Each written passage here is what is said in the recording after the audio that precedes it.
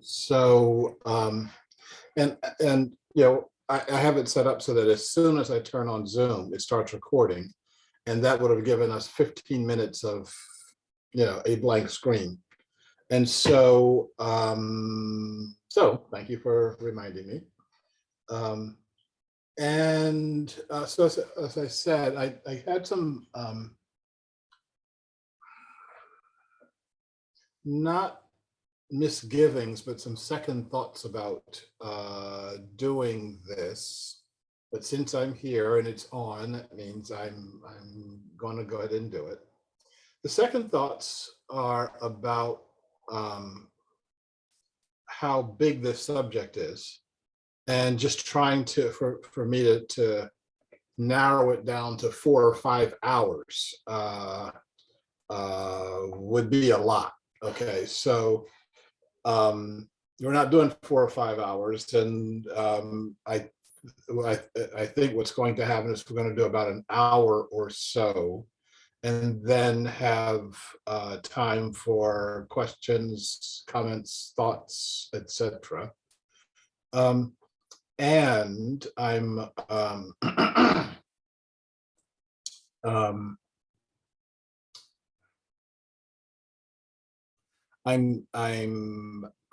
going to do the thoughts, the questions, comments, etc. As long as there's a significant number of people who want to be on the call and do that, and assuming my body holds out in that for that length of time.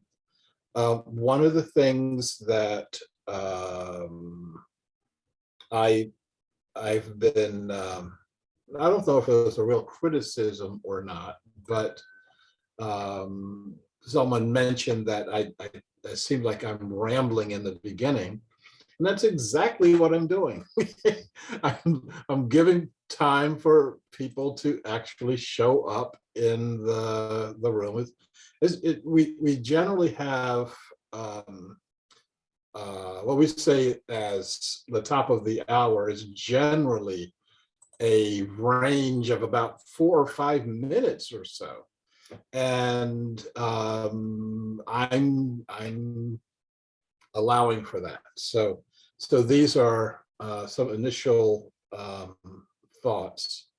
One of the things it's done is take me back to the work that I did in Sri Lanka, and reminding myself of the fact that we stopped a war. We stopped a shooting war, and we did that non-violently, meaning, well, I was about to say we didn't have an army, but we did have an army. None of them had weapons, and their principal form of doing battle was meditation. And so we're not going to talk about that today because it takes too long to talk about. I'd love to talk about it, but it takes too long to talk about. And so the other thing I want to remind us, and then we're going to get started.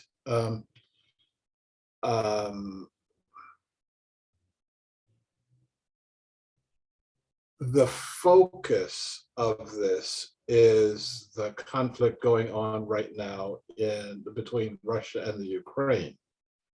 However, our focus is Commonway, and our focus is what are the elements of Commonway that relate to something like this. So we're not going to go through, Putin did this and the CIA did that, and trilateral alliances. There's all that stuff going on in the normal media right now, and we don't need to do any more of that. Okay, we're not going to do any more of that in our hour or two here. If that's what you're looking for, turn on CNN. I'm sure there's some way that they can hook you up. And I think that without any further ado, we're going to go ahead and get launched into our time. I want to divide the time between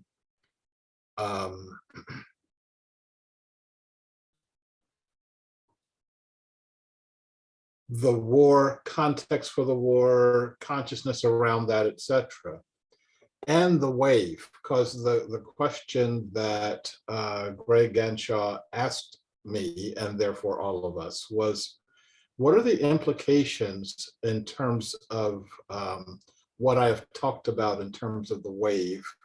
Is it possible for the conflict to be a catalyst for the wave? The short answer to that is yes, and yes, and yes, and yes, and maybe a couple more yeses in there. We'll talk about what all of those may mean and what some of our responses can be in terms of looking at that. Okay, so the first thing is, and again, I'm talking about this from the Commonway context. The first question is, what is the war all about? And I'm going to share my screen with you.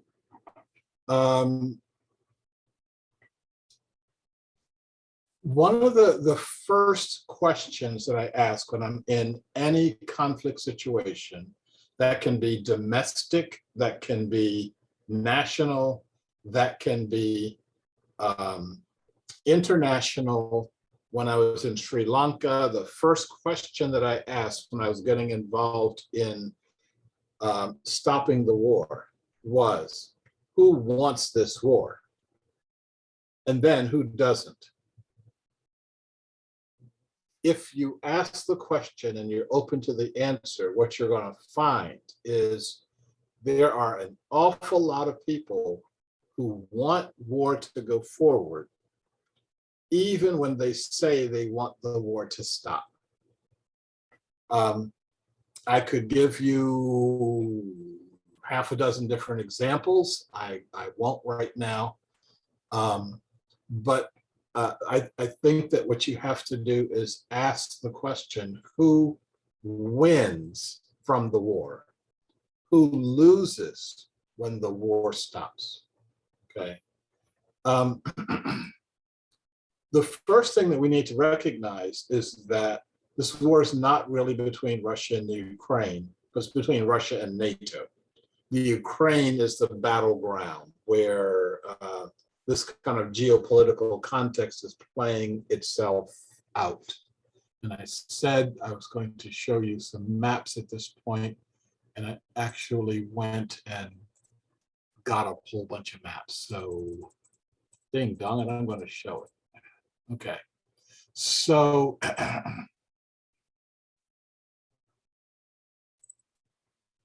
so this is what Europe pretty much looked like at the end of World War II. In red was the former country called the Union of Soviet Socialist Republics, and this is its border. I hope you can see my cursor. Yes, okay. And then there were a whole bunch of other countries that were acting as a buffer between themselves and the Western Bloc, and the Western Bloc is in blue here. They always made Russia blood red, looked like it was bleeding all over the globe. And you actually had some countries that in World War II were actually neutral. Switzerland, Austria, technically, but not. Spain, Sweden, Finland, etc.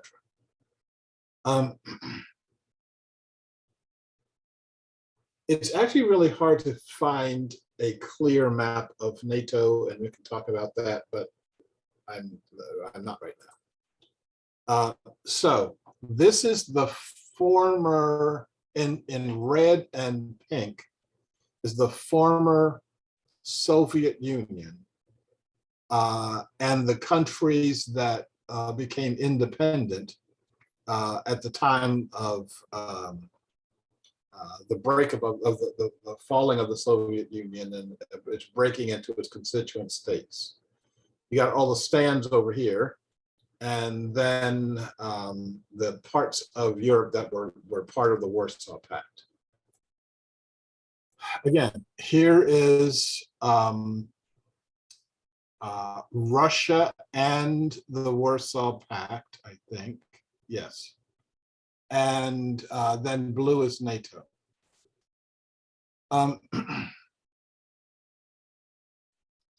When you look at it this way, though, okay, so Russia's here, all these buffer states are here, and NATO is way over here in 1998.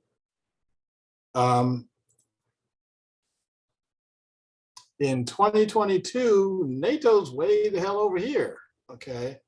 And NATO's been absorbing lots and lots of other countries that used to be part of the Soviet Union. And right now they're knocking at the door of Russia. Here's a question. Why does NATO even exist? Isn't this something that's a carryover from World War II, where the NATO and its allies, and one of its allies being the Soviet Union, were facing the Nazis. Nazis got defeated, and we're still there. This is something that's actually a habit of the United States to outstay its welcome. Let me give you a real interesting chart on that.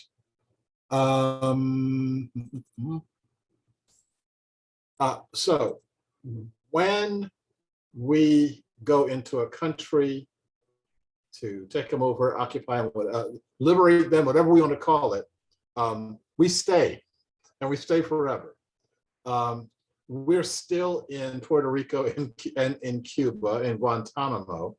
The Cubans have been trying to get Guantanamo back for 100 years or so, and we keep saying, oh, yeah, I don't think we're finished with that yet. World War I went into World War II, and the America went over and fought and stayed. We're still there. We're still in the Pacific Islands. We're still in South Korea, decades after the Korean War. We got kicked out of Vietnam. We'd still be there, but we got kicked out of there. Still in Iraq, still have 2,500 troops in Afghanistan. We don't know how to leave. And that's one of the reasons why our military gets bigger and bigger and bigger and bigger, because we believe that we have to be the police force for the world. So when you understand this, the current situation in its geopolitical context, we get to see some things in a different way. Let me, shoot, there was another slide somewhere floating. Oh, here we go.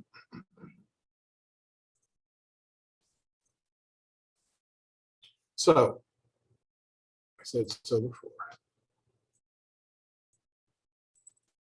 So, then the other Commonway issue that's really important is to recognize that the parties are not crazy. It's just that they appear that way to each other. And that's because each party is looking from a different lens. And if we want to be helpful in a situation, we have to learn how to see through their lenses, okay?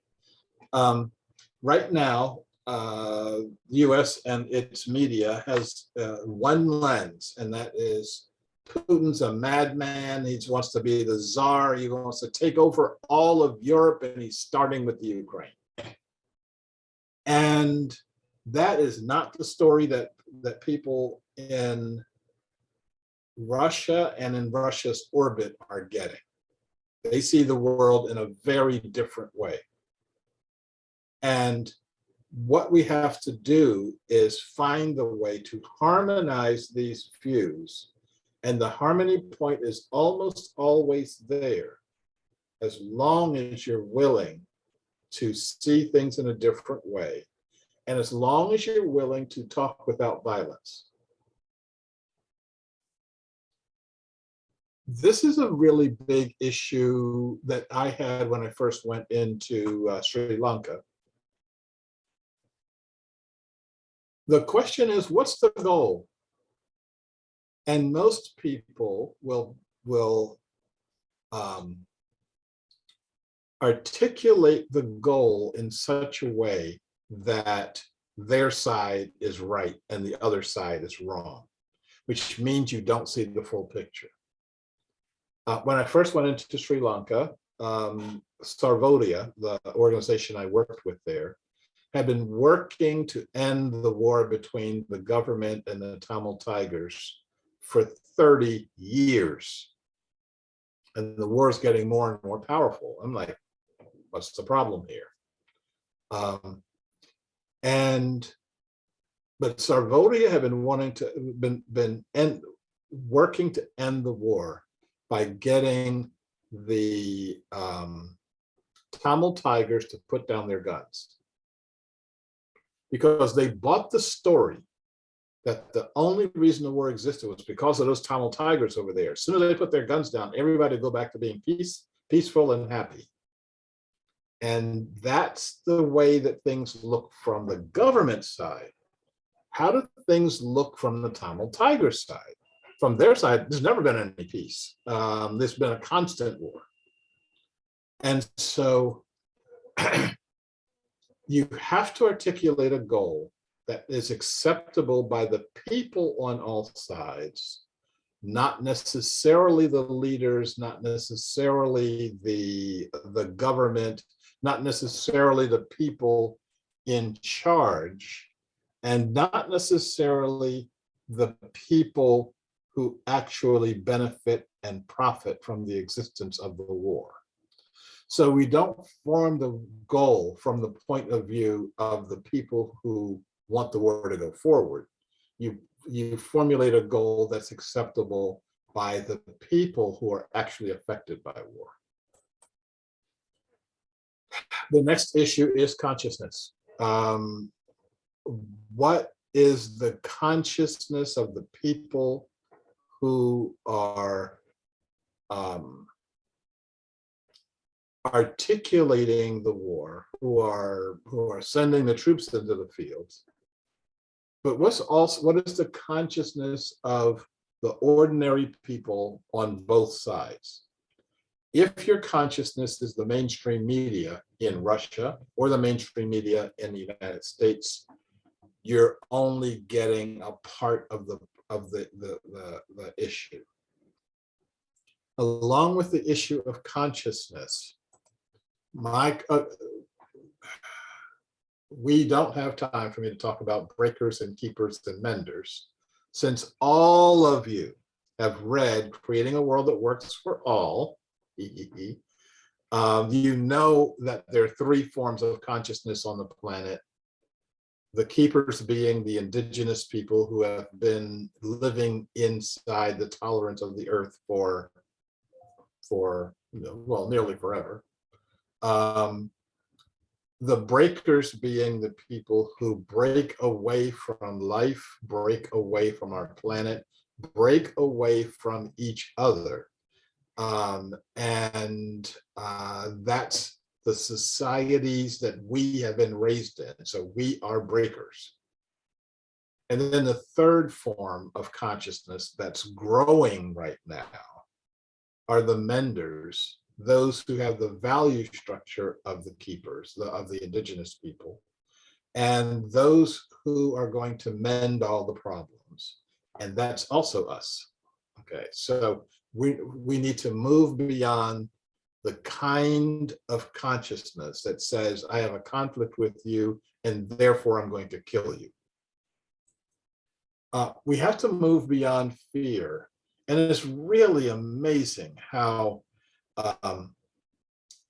we managed to beat the fear drums from halfway around the world. All of a sudden, I'm seeing all of these articles on, is nuclear war possible? Is it possible that we'll be in fallout shelters? And and all that is doing is to get us all excited and get us to a point where we're not able to see a clear path forward. We have to also move beyond us versus them, as though there are only two sides to an issue.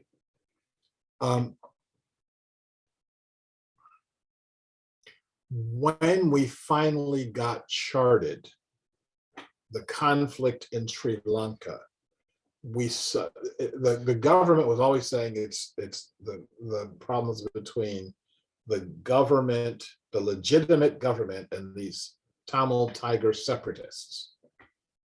We identified 20 different parties with 20 different issues or problems with each other.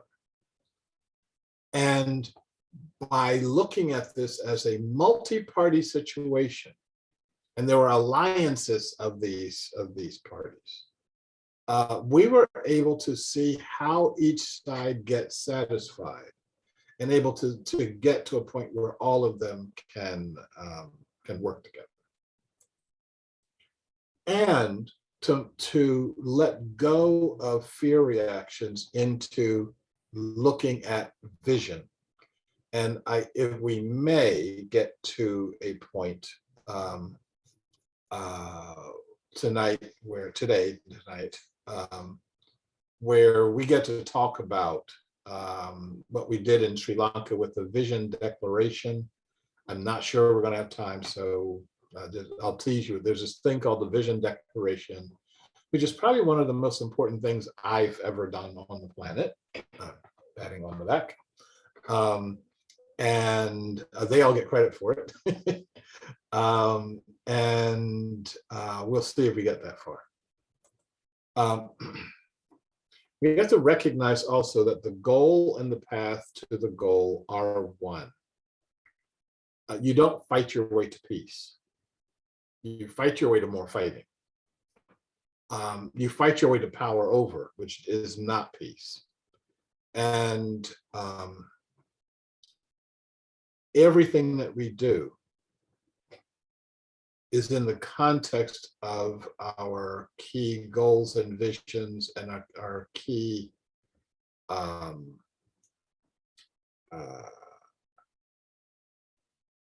life elements. And so, one of the sayings that we had in Street with Sarvodia is, we build the road, but the road builds us. One of the things that Sarvodia would do is go into villages and build a road between one village and the other. The government wasn't doing it, so they did it themselves. And people would say, we're here digging this road, but the fact that all these villages are cooperating, the fact that we're sharing food, the fact that we're talking to each other, all of this is building us. So how you stop the war is also the goal of stopping the war.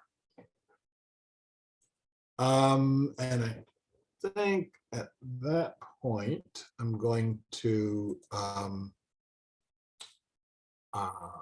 see if there are any early questions. I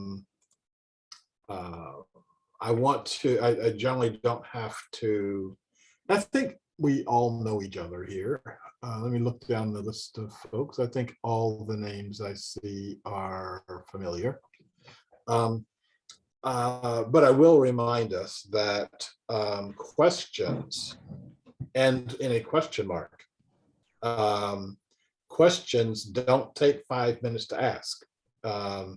And if I see us veering in directions that are other than question and getting into dialogue, I'll ask that we reserve that for that time. But we're going with this is to see if we have any questions or comments or thoughts, etc.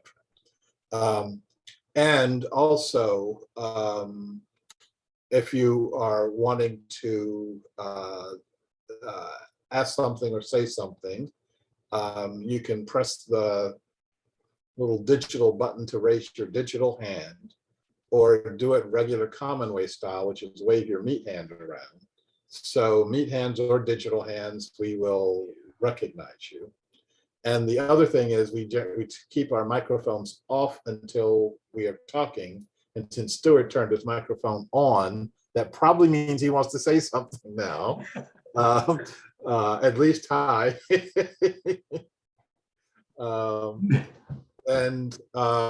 So any hands going up? Any questions? Oh, there he goes. Go for it. It's the subconscious, the unconscious working. So just a comment. I read that historically, and I thought about this, Sharif, when you were talking about the maps of NATO versus the Russian Federation, that at some point in time, between 2014 and now, maybe, or maybe even before that, between the time that the Soviet Union broke up, yeah, I think it was before the first invasion of Ukraine, that that Putin said, "I want to join NATO."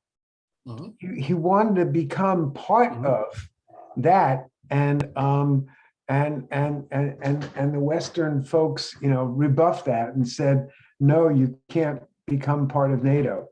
Yep. So, that was in some ways, I guess, his reaching out, saying, "I want to be part of the world. I want the Russian people to be part of the Western world." I just, I think number one, yes. Number two, it isn't just I want to reach out into the world. It's that if you are so peaceful and you're not a threat to us, then why can't I walk in the door?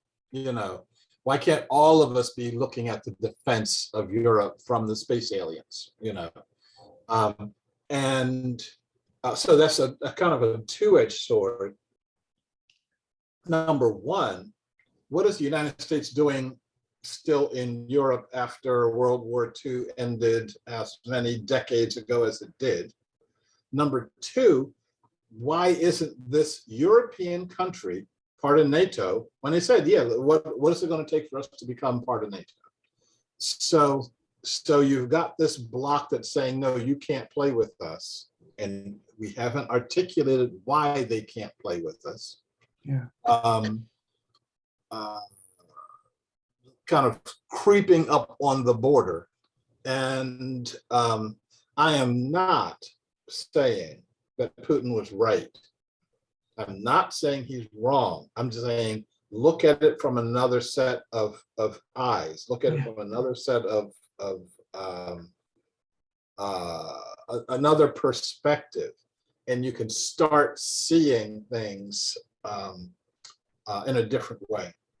You've heard everyone talk about the concept of senseless violence. Well, violence makes all the sense in the world to the people who are perpetuating it. And so what we need to be doing is looking at who's making sense of this violence. Okay.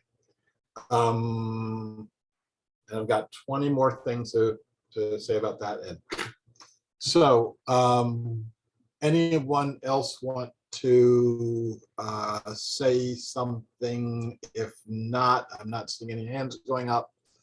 I'm seeing that we've got 14 or 15 participants, and a lot of us are not on the screen, so this is kind of giving a moment for sticking stuff in the chat.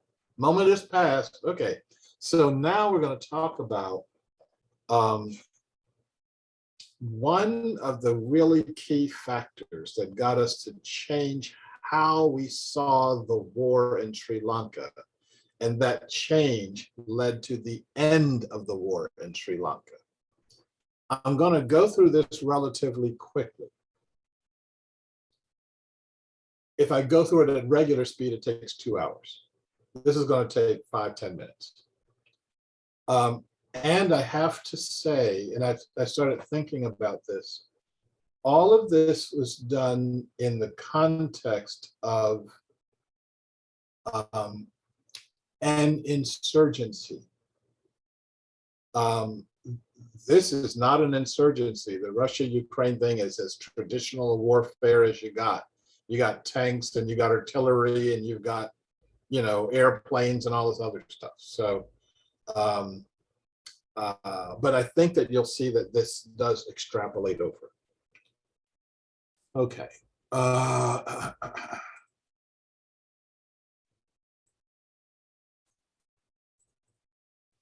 Okay, so as you have read, Creating a World That Works for All, you know that in chapter 5, I talk about story and what does story mean, and how story is kind of the codification of your culture or your background memes, or however you want to see that. So there's a war story, and then there's a peace story. The war story, and I was looking at this from the point of view of governments and insurgents, but you can also look at this from the point of view of governments and governments. So in Sri Lanka, it was the Sri Lankan government versus the liberation tigers of Tamil Eelam, or the Tamil Tigers. In the Middle East, it's Israel and then the Palestinian organizations. And then from the American point of view, it's the government in Al-Qaeda or ISIS or whoever the insurgent du jour is. So war story number 1, you define a reasonable goal for your group and you use as simple a language as possible. Governments say the war is to preserve the nation. The insurgents say the war is to preserve our ethnic or religious identity. The peace story is you set a goal that can be accepted by the people of all sides and let go of either or thinking. This is a very powerful idea, meme that we circulated around the country to make war unthinkable and peace inevitable. People got that. The second part of the war story has 7 parts. Second part of the war story is you define an unreasonable goal for the other, and you use the language of their extremists. Our war is against a handful of fanatical terrorists who want to destroy us and destroy our way of life. In peace story number 2, you define all the goals of all parties that are based on violence as unreasonable and unacceptable. This caused a great deal of heartburn for both the government and the Tamil Tigers. And we're not, I gotta go faster. So war story number 3, you legitimize your own use of violence. You blame them, the other side, for starting the violence. So the governments say the only way to stop them is with violence because they're violent against us. We must kill to defend ourselves. Other side says the same thing. This is why the 2 sides of the war story support each other, and that the war will continue until either side drops out of the war story or one side crushes the other. In peace story number 3, you delegitimize all violence. Nobody has a legitimate hold on violence.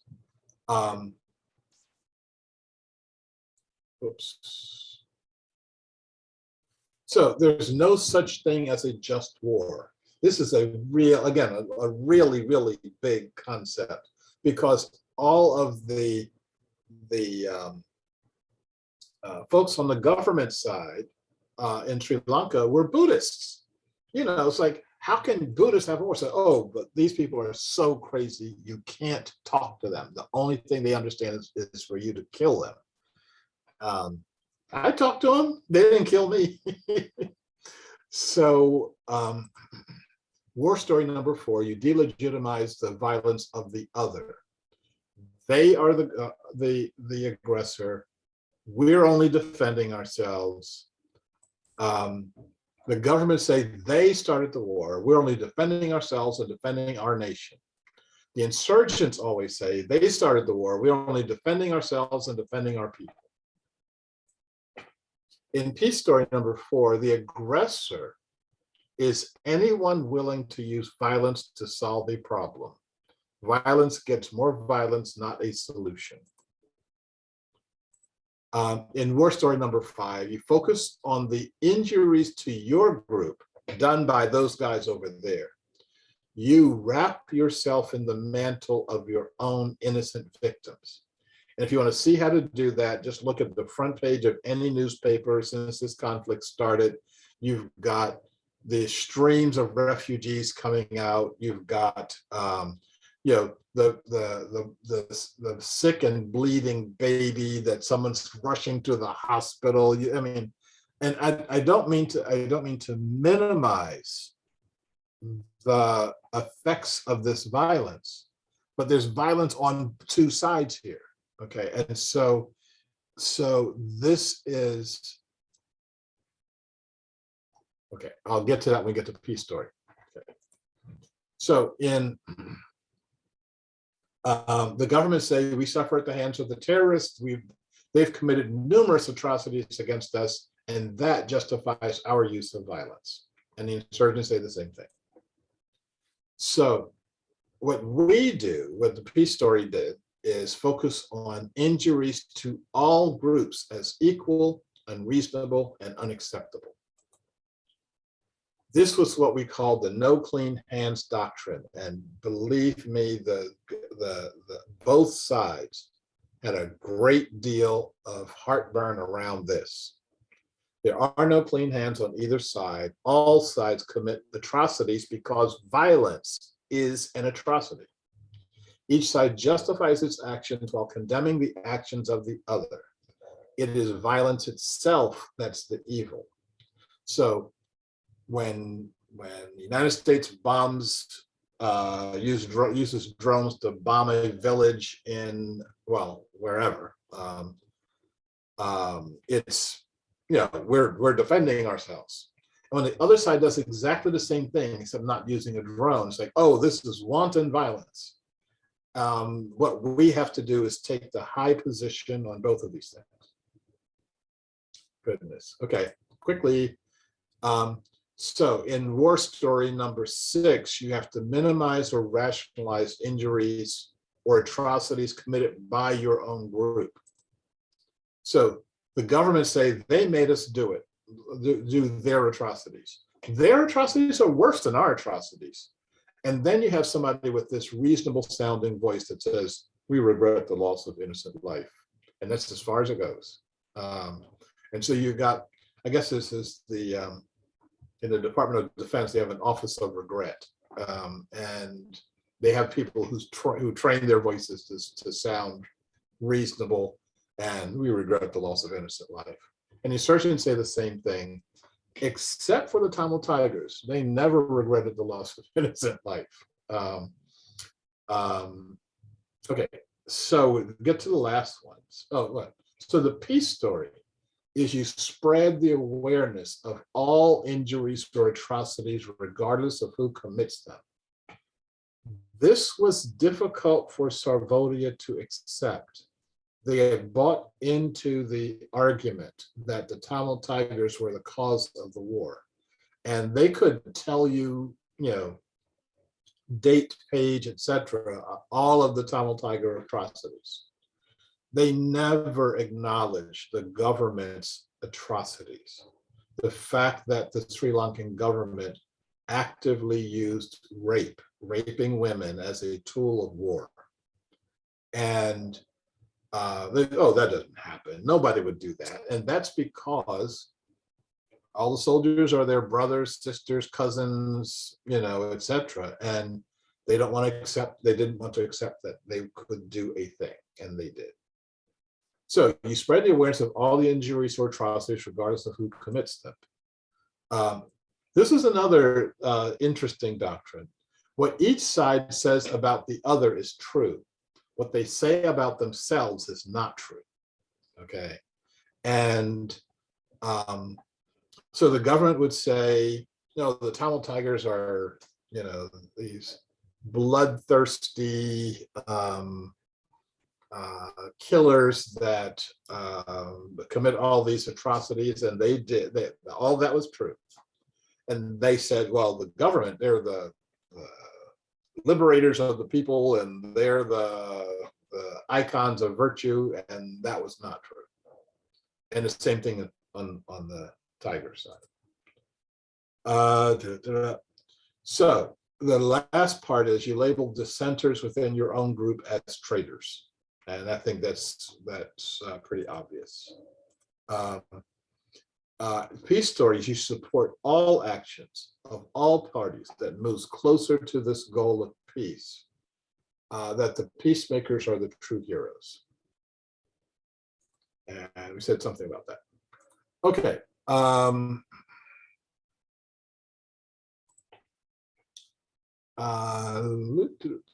Let's see. For those of you who read or watched my video on the wave,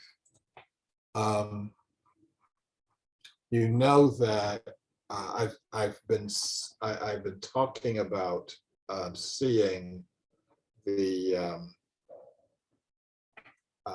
images on, it's like on a screen that's like right here, okay, in my peripheral vision. And I've been exercising that. So instead of getting headaches now, I'm getting visuals here. It's kind of like, you know, picture inside the picture on your flat screen TV. Well, that I've got that and I'm not plugged in, or maybe I'm getting plugged in. Anyway,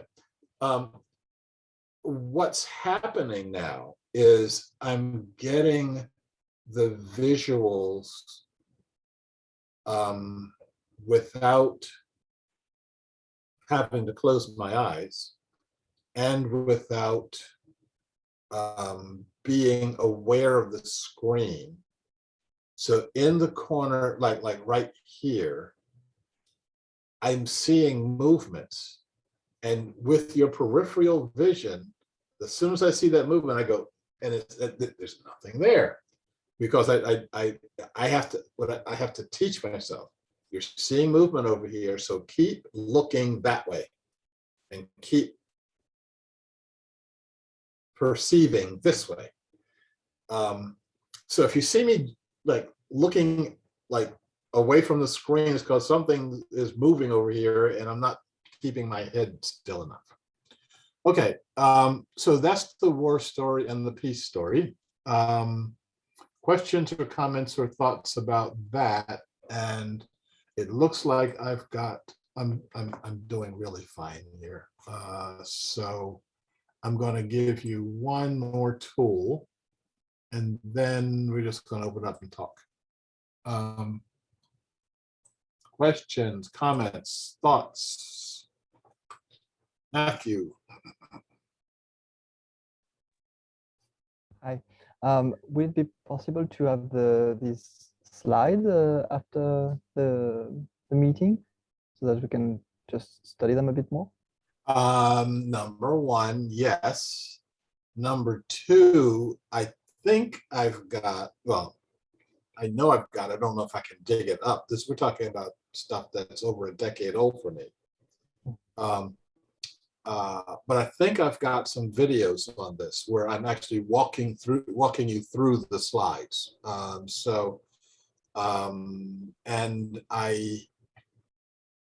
So you can either get the slides or you can get the animated version of the slides. So yes.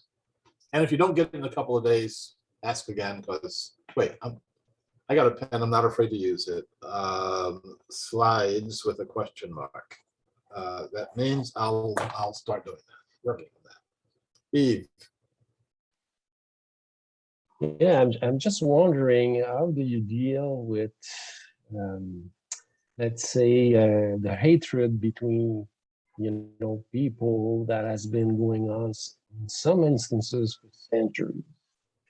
And you see people, raising their children in a way to hate the other party. Yep. And I see, on TV almost every day or on the papers, young Palestinians throwing rocks at Israelis, and how do you get all of this mess in a way that is constructive? And I'm just wondering, how do you see forgiveness as a tool to move ahead and kind of a situation? Yeah, a big question, and I believe that you can do it, and I believe that it's actually not hard to do that. I think it's easier to do that than fight the wars. The question is, okay, so back to my first question, who wants the conflict? Who is teaching the young people to hate each other over the course of, as you say, centuries? They're fighting their great-grandfather's wars, okay? The people that they're fighting have done nothing to them, okay? And our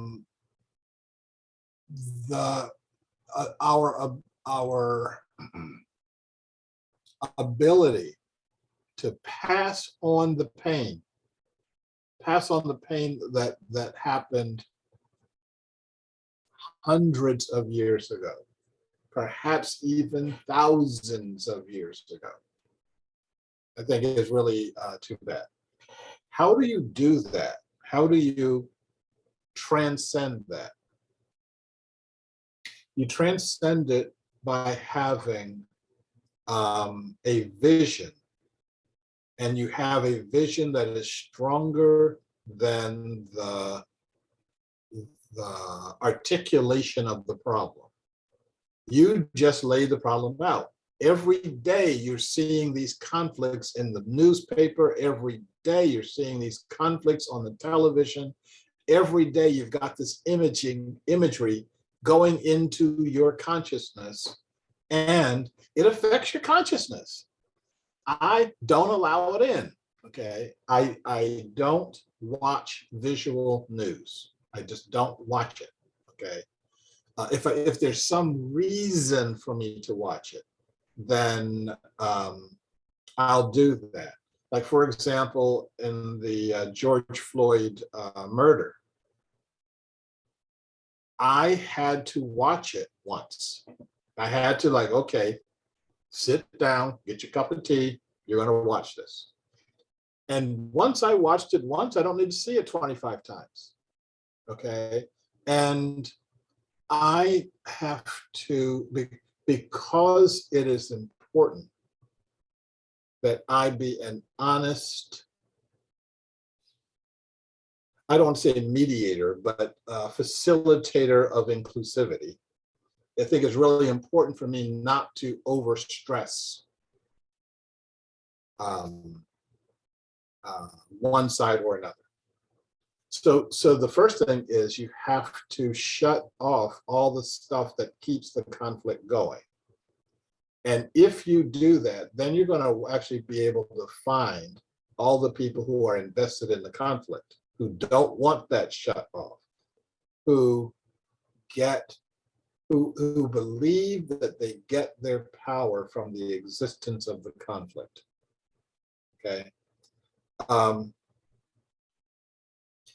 Then you have this, like I said, higher order vision that includes the visions of all sides. And we'll talk about the vision declaration in some minutes here. And then you articulate that, and you get that, you spread that as far out as you can, and you have that as the basis of talking about a brand new society.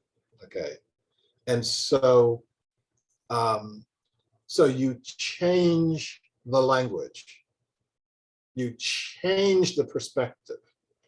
So you've got these two perspectives here. You got the left and the right, you got the whites and the blacks, you've got the Russians and the Ukrainians, you've got these sides. But there's another position, and that position is above all this and connected in with each other. This is the brilliance of Václav Havel and the Velvet Revolution, that in Obchansky Forum, the civic forum organization, he had everybody under this one umbrella, from the Thatcherite capitalists to the reform communists and everybody else, and articulated, and they all had a different position, but they all agreed on one position.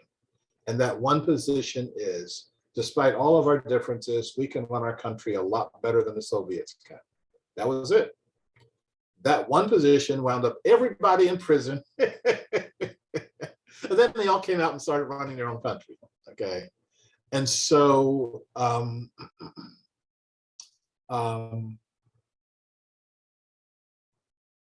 that's enough for right now. But you've got to shut the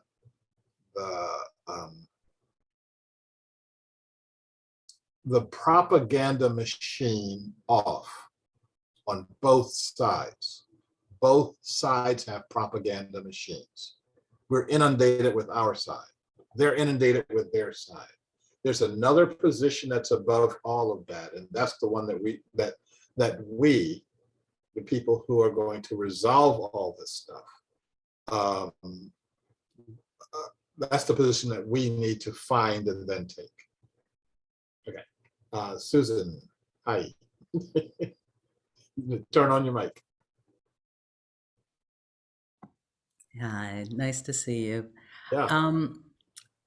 So I really liked all of the war peace points, and I'd like to see them again too. I guess I'm asking a psychological question that I'd like your thoughts on. Mm-hmm. That how do we shift? I mean, you mentioned that people that want the war to continue, the atrocities to continue, usually have a reason, and it's often power. And it's also pride. I think there's a lot of, these intergenerational issues. It's an inbred sense of pride that gets stuck, I think. So how can you make it as prestigious, as sexy to, advocate for peace as for war, as to be a warrior for peace versus a warrior for atrocity? Yeah. No, this is a really, really important point. And this is true when you start thinking about national pride. So Russia, we've been shrinking in the face of NATO, and our manhood is at stake. Yeah, we got a real man in office. Make Russia great again. Exactly. Ooh, okay, that's scary. Maybe they'll have blue hats. And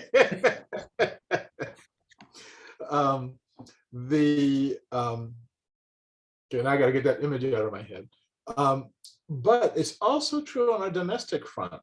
This left-right neo-con versus neo-lib stuff.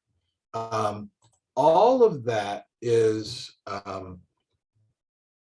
from people who don't feel particularly um, proud of themselves. They don't think of themselves as being particularly powerful or strong, etc. And on the other side, there is a constant drumbeat of putting them down, of making white males the whipping boys of the 21st century. And when I talk to the people that I work with who consider themselves conservatives, this is the first thing I get. It's like, enough already. We didn't create the world. We inherited it along with everybody else. And even if I do have privilege, I didn't ask for it.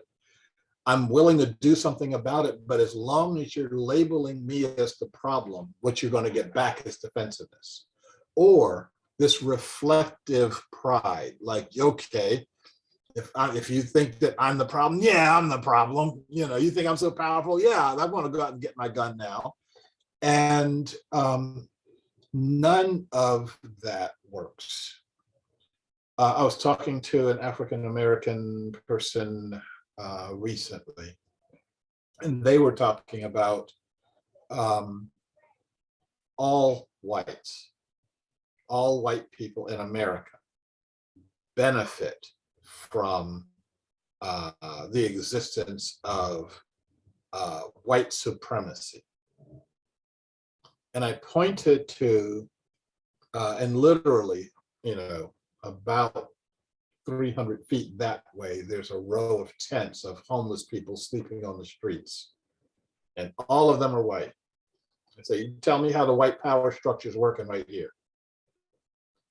And this is why I say in Creating a World That Works for All, that the world doesn't work for the people it purports to work for. And once you let go of this notion of, yes, all of you people benefit from the problem. Or on the other side, the conservatives saying, yeah, all the Black people are, rapists and looters, etc. Once we let go of all that, we can start seeing that there is this other position. And once we occupy this other position, once we can articulate that other position with each other, then we're going to see some real movement in our world. Okay, so I can go another couple hours on that one, but I'll stop it right there. Stuart, and then I'm going to go on to the next segment here. Yeah, I just wanted to kind of build on what Susan said about some of the emotional and psychological factors going on. And I think it's a big one in the current Ukraine crisis, and that is the ego identification with the conflict. It almost at some level would feel like a death if someone let go of that conflict as part of their identity. And when you think about Putin and how long he's been in this, that's got to be a big factor. And I guess that's why people talk about an off-ramp, something to save face for him in getting out of this. Either that, or he really is evil down to the core. No, the last thing I saw that he had said was, if there's a resolution, you guys have to propose something to me, because I've been trying to resolve this for too long and haven't gotten anywhere. And so yeah, I'm and this was an interesting challenge for me in the Sri Lanka conflict, because I thought there were elements of both sides' position that was right. And I thought there were elements of both sides' position that was absolutely, completely dead wrong. Okay. And being able to walk this line and to articulate where this line is, I think was really a challenge. And I thought that we, all of us, I'll pat all of the Sarvoti people on the back here, did a really excellent job of navigating that line for a while. Okay, what we're going to do right now is take a 5-minute break, maybe 4 minutes and 32 seconds. I don't know. 5 minutes, and I will call us back, and we will talk about visions and vision declarations.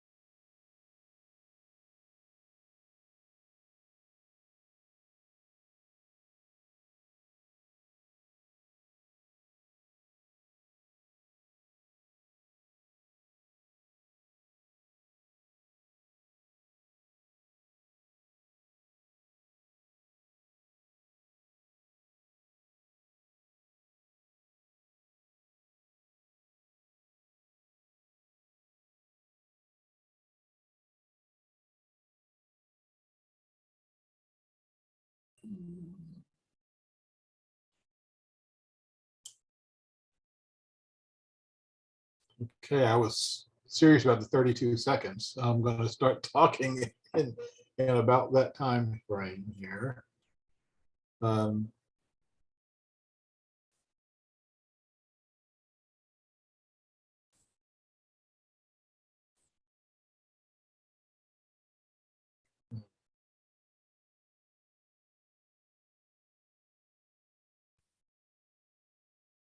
Sharif, do you want us to hold off for more discussion type questions?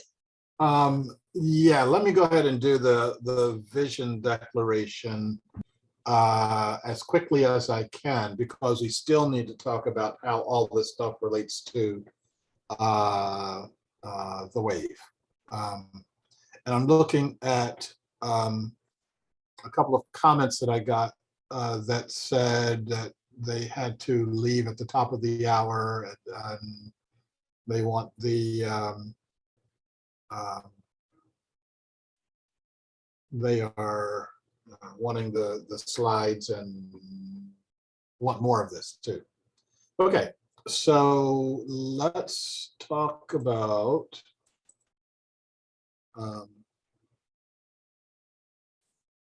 whoops. Everything goes wonky, but I've got to click one button and then it will stop wonking, if wonking is a verb. The wonkability of our work here. Okay, so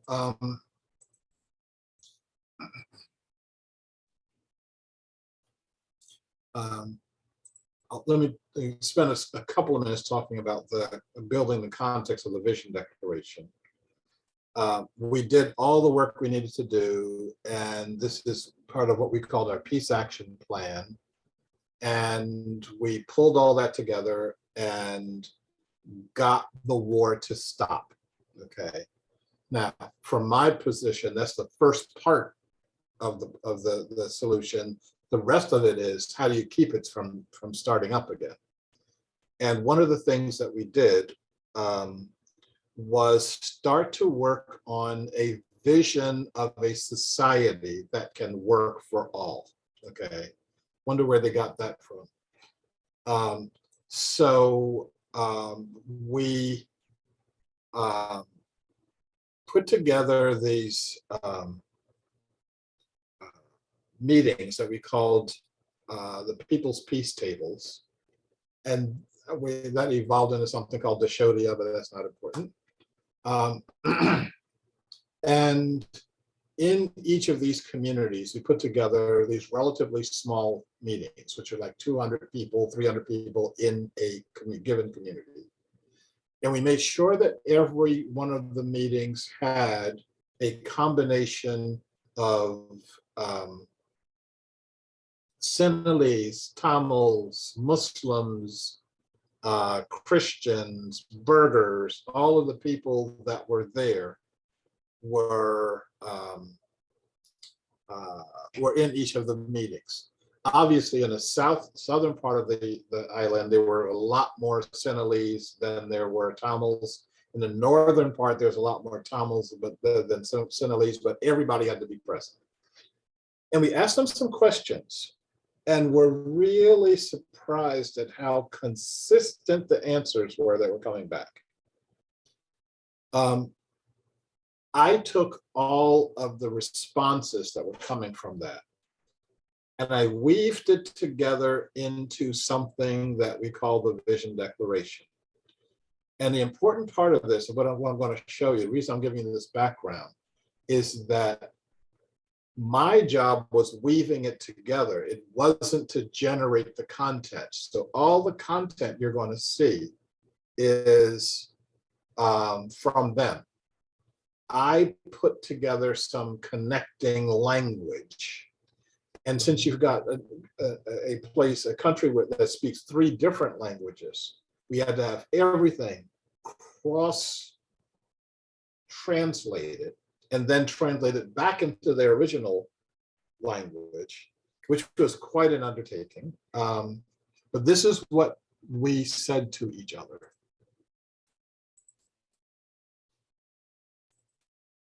Okay. So the Vision Declaration is a statement of unity, a statement of future intentions, a statement of common values, and a statement of both the problem and the solution. It's really important to state the problem because a lot of us are trying to fix the wrong problems, okay? I think almost all of us are trying to fix the wrong problems and we're not trying to fix the right ones. So, okay, so here are the parts of the Vision Declaration. Who are we? Who are the people? Who's making this statement of vision? what did I just do? So what is the problem? What is the solution? And then how do we get to the solution? So the vision statement said, we are the people of Sri Lanka. We're of different ethnicities, religions, and classes. When you see type that's in blue, that's my shorthand for this for these slides. It's not in the document itself, because it goes through all. We're burghers, we're Buddhists, we're da da da da da da da. Not important for you. Our fates are inextricably linked. What affects one of us affects all. Despite our differences, there are common values that unite us all. The highest value to which we all hold is truth and the search for truth. Now, this isn't coming from me. This is coming from them. We're gathering their highest and best statements about each other. All of us have suffered at one time or another, in one way or another. We choose to have our shared suffering bind us together to forge a deeper and more spiritual society. In the breaker model, we only focus on the pain to one group.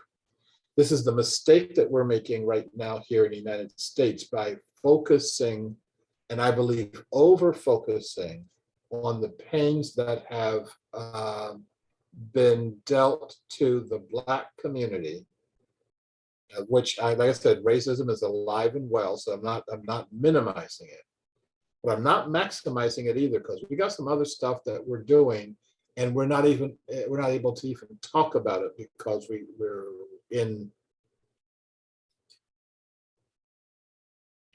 in a conversation desert. So our future lies in forging a common vision that includes a better world for all. That's the intention of this vision declaration. Our society does not meet the basic needs of the people. This leads to deep and widespread problems. And again, this is across the boards. The Tamils will say, you know, we are suffering from this society. Then the Sinhalese say, we're suffering from this society, and getting them to hear each other's sufferings and problems was our challenge. These problems go far deeper than the present conflict between the government of Sri Lanka and the Tamil Tigers. We must change our system of governance, not just to end the war, but to bring about a better life for all people.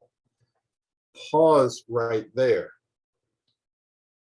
We keep talking about we need to change our government, and what we actually mean is we need to have the beauty contest that decides who sits in what chairs in 1600 Pennsylvania Avenue, while the governing process continues to grind people up. This is a really big lesson that I learned from a guy. The guy that said this was in a refugee camp, had lost everything, and he said, we have to move beyond voting. We have to start changing our system of governance itself. Violence is not a part of human nature. It is inequality of power that is the core reason for violence. The present political system divides us and segregates us instead of uniting us. Our present leaders have no solutions for this crisis in society. Does any of this sound familiar? Our representatives do not represent us. We, the people, are irrelevant to this governance system. Voting changes the personalities and power, not the system of governance. Our experience is that once they come to power, they forget us, they do not listen to us, and they do not represent us. Vested interests control our lives. We have little influence on policies and politics. The media is part of the problem. Does any of this sound maybe even a little bit familiar? News is used to divide us and inflame our passions. Therefore, we do not truly know what's going on in our own country. So this gets into the vision part. We all want the same things for our children. Let's start with that. Healing must come from within. In order to build a healthy society, we must build healing and peace within ourselves, our families, and our communities. All humanity is involved, affected, and conditioned by politics. Therefore, we must completely restructure the politics of our country. The new structure must be created based on local control, consensus, democracy, participation, and devolution. Devolution means in Sri Lanka, the central government is way too powerful, and they wanted the power to be devolved to the regions, the provinces, and ultimately to the village level. This is actually something that Thomas Jefferson worked on in his last years. That he thought the federal government back in his day was too strong. He's probably spinning in his grave right now. Let's see what we got here. Okay. It's time that we first create a democratic and participatory mode of governance that goes far beyond conventional representative democracy. Our politics must embody mutual trust and respect. The people must ultimately lead. Human dignity and respect for all people can remove the root causes of violence. We all must communicate with each other. Language must not be a barrier that divides us. Again, this is a society that speaks 3 different languages. We must know the truth. The news media must help to unite us, not divide us. We pledge ourselves to create and uphold this vision declaration, to create a decent society for ourselves and a sustainable world for all of our children. We call upon the divine powers and our own highest nature to achieve this worthy goal. Okay, so that is the Sri Lankan Vision Declaration. We did something really cool. Okay, Karen first, and then Matthew, but me first. We did something really cool, and this is one of the brilliant aspects of Dr. Arya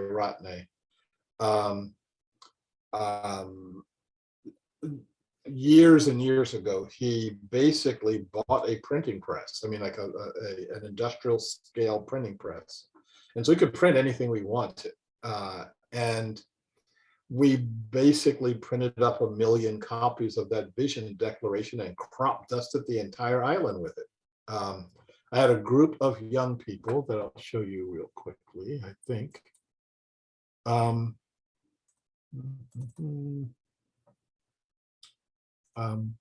Dang it. Hang on, I'm getting here.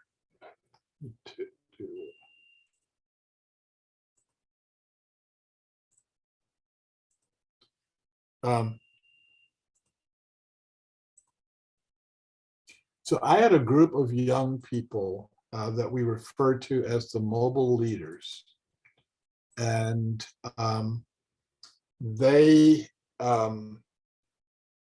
were, I'm back here, by the way. They were not assigned to any other position besides working with the Peace Secretariat. And they're the ones that took this 1 million copies of the Vision Declaration out to all of the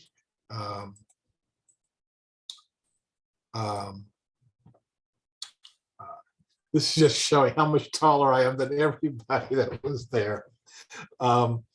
Let me stop doing that, and I'll show you one more thing. And Karen, I'm not forgetting that I need to get back to you here.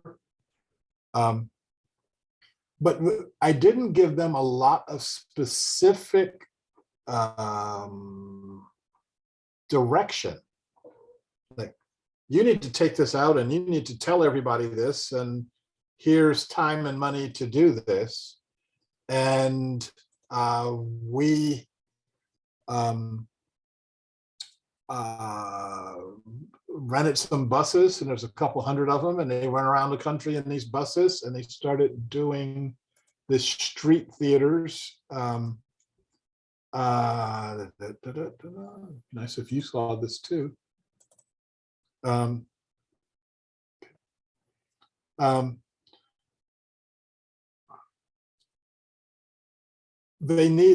Sarvodia did a program, and they had a bunch of these yellow hats that were left over. So I said, I want to make sure you don't get sunstroke, wear the yellow hats.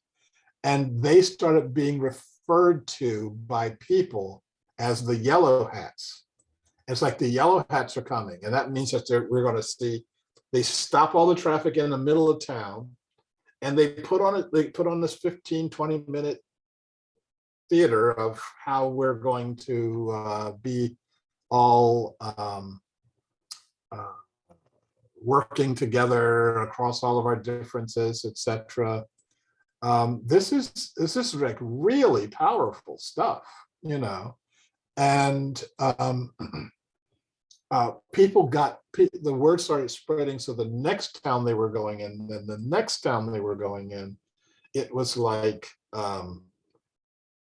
I hear the yellow hats are coming tomorrow, so let's go downtown to make sure we catch the show, you know. So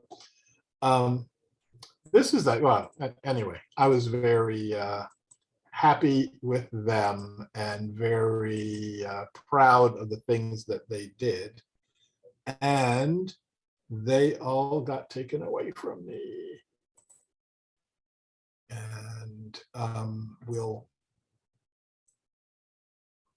and we won't talk about that. Okay, so where did Karen go? I see, oh, there you go. Yeah. I was just curious. I mean, it was like, wow, first. And I was wondering when this happened, and is this still in place? You know, and is the vision declaration still active somehow? Now we're going to be talking about things that are still, after now almost over a decade, very painful for me. We started working on the Peace Action Plan in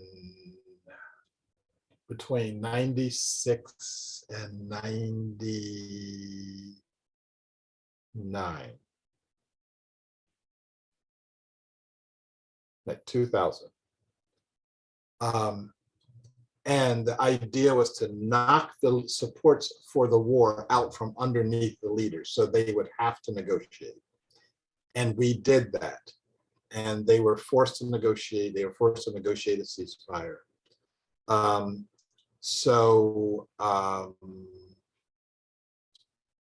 On February 22nd, 2002, at 2:22 p.m., they signed a memorandum of ceasefire. Then we did the vision declaration, which took a couple of years, and started crop dusting that around. And I was heading for a constitutional convention, a people's constitutional convention. And that's when things started unraveling. First, my mobile leaders were taken away from me. And Sarvodia's response was, I agreed with them. They said, yeah, basically, a foreigner should not have as much power as you've got. Okay, and this ain't Lawrence of Arabia, although I could probably look pretty cool in that the white flowing thing and the curved knife and all like that, but I declined. Okay, I didn't know that they said that to me at the instruction of the president. Had I known, I would have resisted, and my mobile leaders would have resisted also.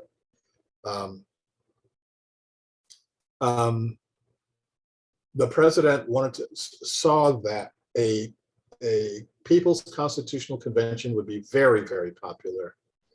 And once you stop getting the Sinhalese and the Tamils at each other's throats, they would see that they have an awful lot in common. Okay. Same thing here when we start talking about the left and the right and start talking about, you know, whites and blacks. We can all come together. Who does not want that to happen? Okay. So they started beating the war drums again. And Commonway and Sarvodia made a mistake. And the mistake was we didn't act fast enough when that started happening.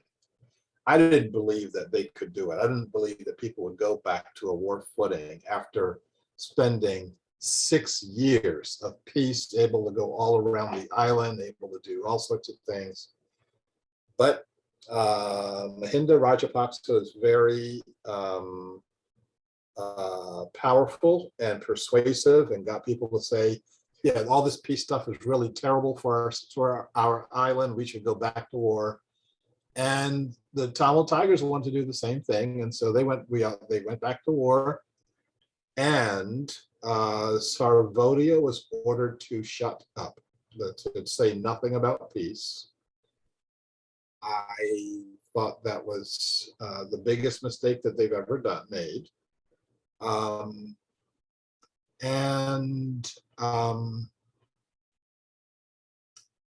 Basically shutting me up, and they went back to war.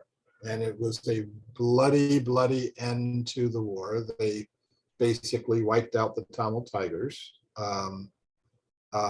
by using all of the war crimes that they could think of. And the place is a mess, and I can't go back.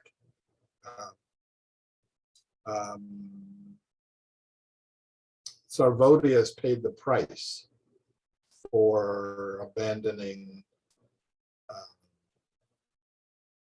the peace direction.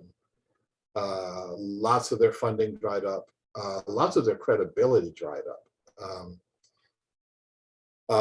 When I pulled out, a lot of other people pulled out, and it's not been good for any of us. So that's what happened.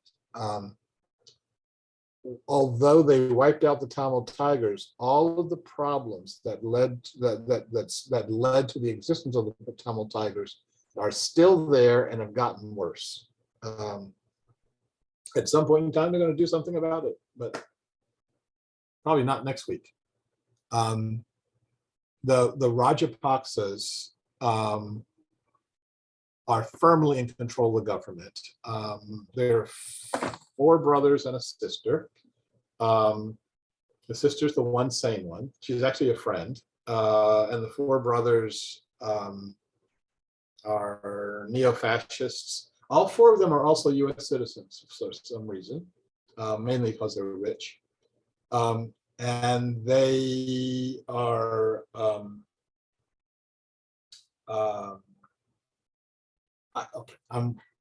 I could keep going another couple hours. I'm not.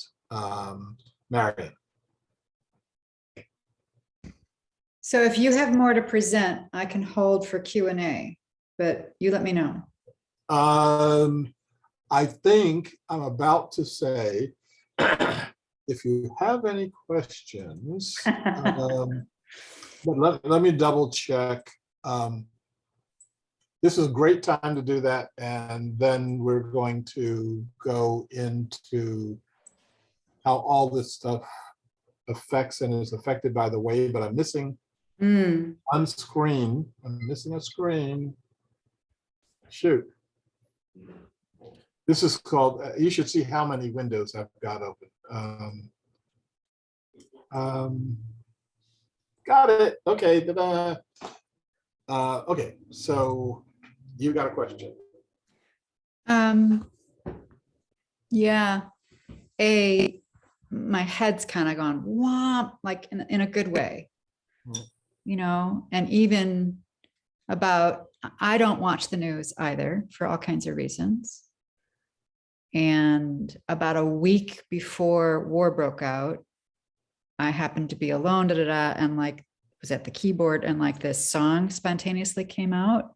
And there are lyrics, etc., in this Divine Download song that you would swear you commissioned me to sing that go with your slides. It's bizarre. Or just as the, all these rivers come from some place. Right. So the mystic in me is just going, wow, this makes so much sense. And I happen to be on a other Zoom today with more than 700 people from all over the world with the Wisdom 2.0 community and John Kabat-Zinn. And as you were talking, it's unpacking the longer I listen, but I thought, oh my God, I can only imagine if I said anything in the neighborhood of, hey, Putin's not just the propaganda madman.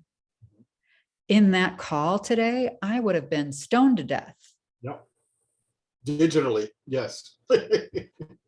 Yeah. And I confess, I'm drinking the Kool-Aid too of putting, beautiful things about Ukraine on my Facebook page or whatever, and not absorbing it in the way that you're sharing with us tonight. I'm like, oh, wow. So my original question was going to be like, how on earth would someone say something in a group like of 700 people like that do care and do want to create a world that works for all? And the longer I listen, it's like, are you in touch with Soren, and can you be speaking at Wisdom 2.0 in April in San Francisco? Because that's the other solution, is like, oh my God, how do we get this story at a longer version than just, a 2-second Q&A in a Zoom meeting for this to land somehow?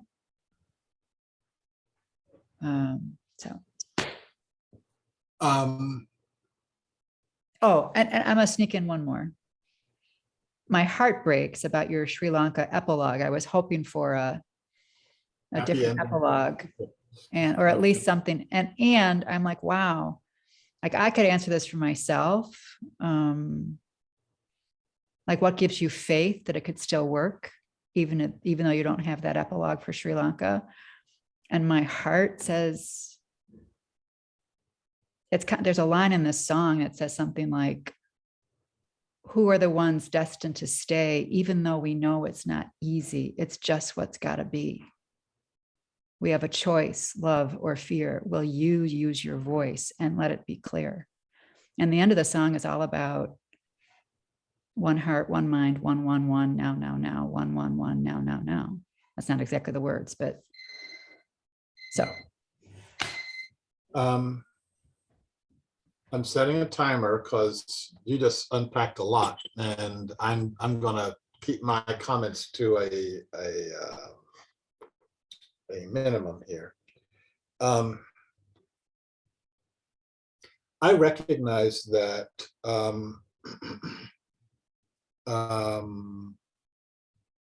I have I hate using the word privilege, but it's what it is. I have an ability to say things and get away with saying things that others don't,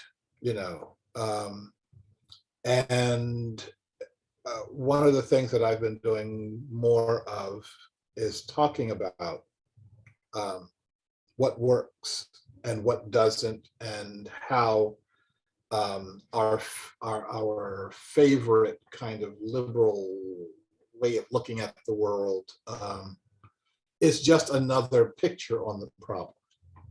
You asked a specific question, I'm going to give you a specific answer. Yes, I know Soren, and Soren knows me, and I have not been invited. I'm not invited to many, many forums. You said you were on a call with 700 people. How many people are on this call? And it took me a while to come to grips with, I feel like I'm just shouting into, I've even got a megaphone, and I'm like shouting into the world, and no one, I shouldn't say no one is listening. We have not hit anywhere near a critical mass of listeners, okay? And so the question really is, what is it that keeps one going? And I can tell you that for me, it's not numbers. For me, it's not impact. For me, if you have, if you've read the Bhagavad Gita, where Krishna is saying to Arjuna, take the action, but leave the fruits of the action alone. So I'll tell you a really quick story. I was still living in Camden, New Jersey at the time. And Louis Farrakhan, the head of the Nation of Islam, had come to Rutgers University to speak. And I had not ever met him, but I had heard of him. And Rutgers was right down the street from me. So I said, let's go. And we went. And I went, my wife went, and a friend of ours went. And we were 3 of the 20 people in the room listening to him. And I mean, this guy's a national level speaker.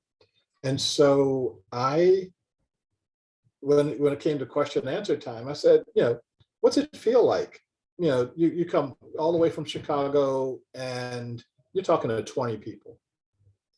And he had the right answer. You're the most important people. You're the ones that should be here. Da, da, da, da.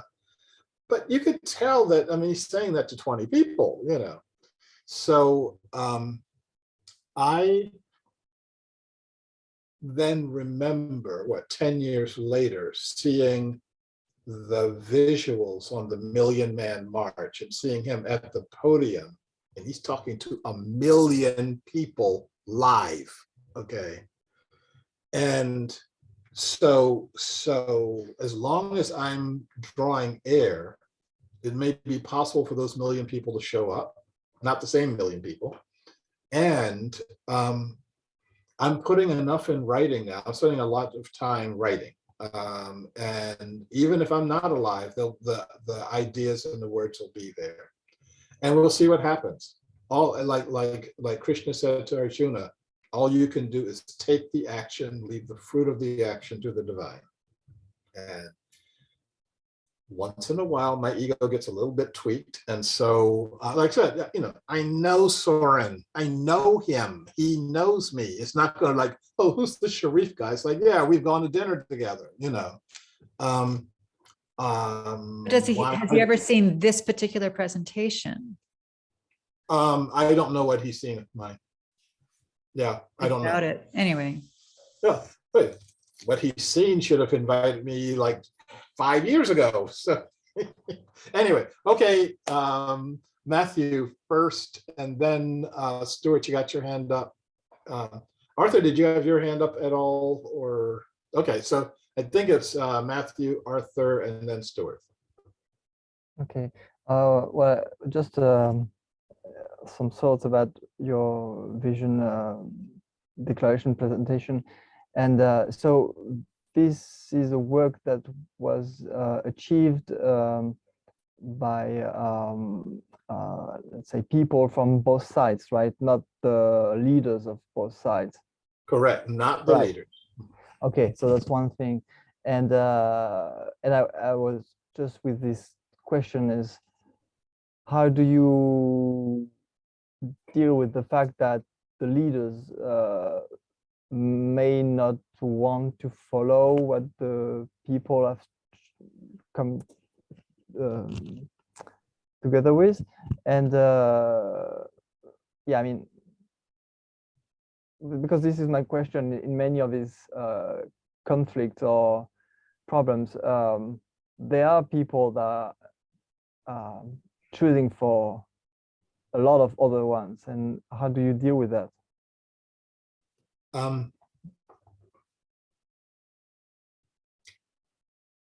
Again, the strategy was, and I take some credit for that strategy, along with Dr. Vinya Ariyaratne, the son of A.T. Ariyaratne. He's definitely my partner in crime there, until the president shut them all down.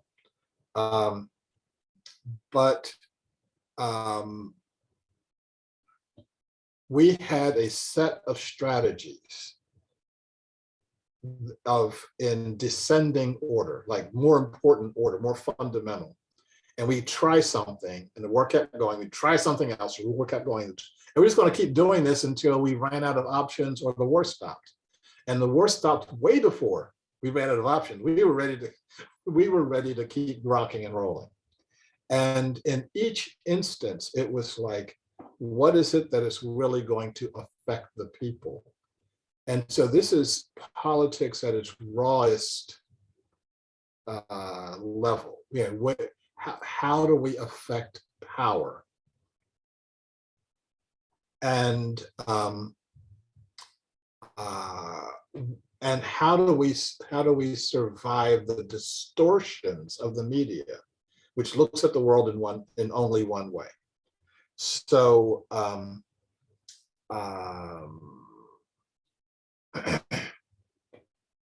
we did a peace meditation that had 200,000 people show up, which is a medium-sized group for Sarvodia, all dressed in white, all there to meditate for peace.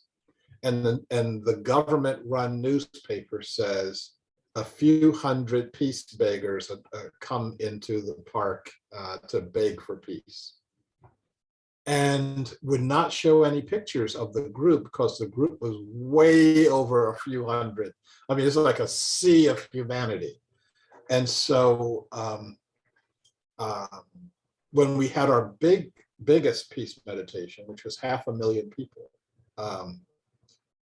all at one spot, all at Anuradhapura, and it was my job to try to get some of the Western press there, and they just would not come. I'm talking to the BBC representative, and 500,000 people, 13,000 buses.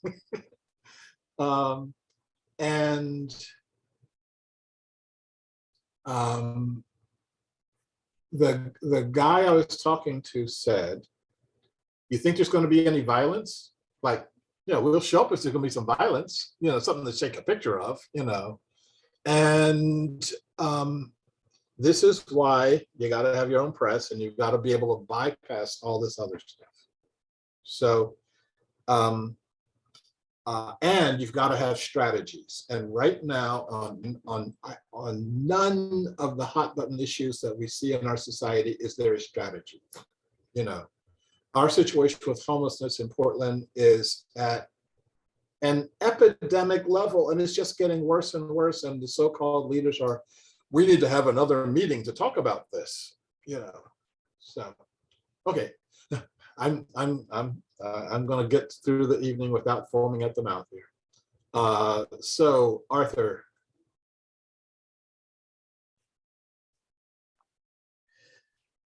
Two questions.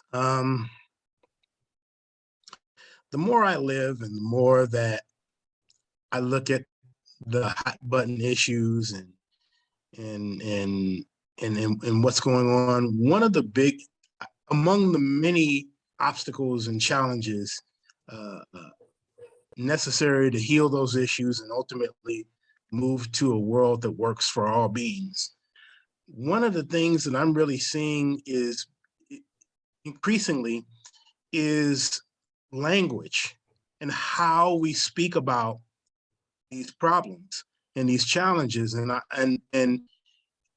the question is it necessary for a new language in which to speak about our challenges to take us out of the orbit of conflict, the orbit of us versus them, the orbit of good guy, bad guy, villain, hero? And the second question is, will you be making this recording and the slides available to us good folks? Yeah, even some bad folks. the you're absolutely right. It's about consciousness and language being the tool that we use to convey the consciousness, and looking at how we take, and I for those of you who have been with me before, you've heard me say this before, looking at how we take what could be a simple issue and make it divisive and make it confronting by just changing the language. So I can come up with like 20 or 30 examples, but I'm only going to come up with a couple. One of them being at the end, when George Floyd was murdered, all of a sudden this call went up to defund the police. And there's I thought the murder was horrific. I thought that